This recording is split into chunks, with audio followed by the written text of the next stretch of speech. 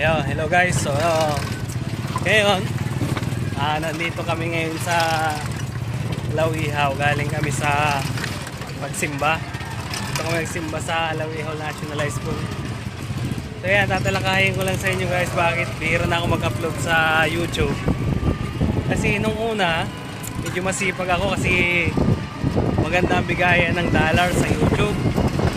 So ngayon, mga dumating na panahon, medyo nagdandahan lang. Yan. Medyo mahina na ang bigayan ng dollar sa YouTube. Kaya bihira na din ako mag-upload. Pero susubukan natin uli na mag-upload na mga video sa YouTube para mga bumalik yung ating mga dollars. So yan, paano nga ba ang tamang pag-upload sa YouTube? So yan, lagi lang ngayong manood ng aking mga video at yan ang mga gagawin natin, mga tutorial.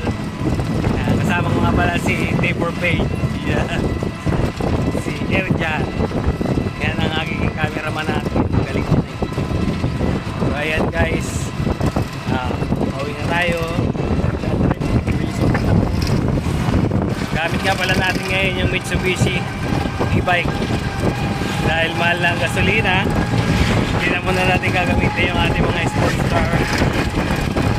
Stock na muna sila doon. Thank you so much sa panonood.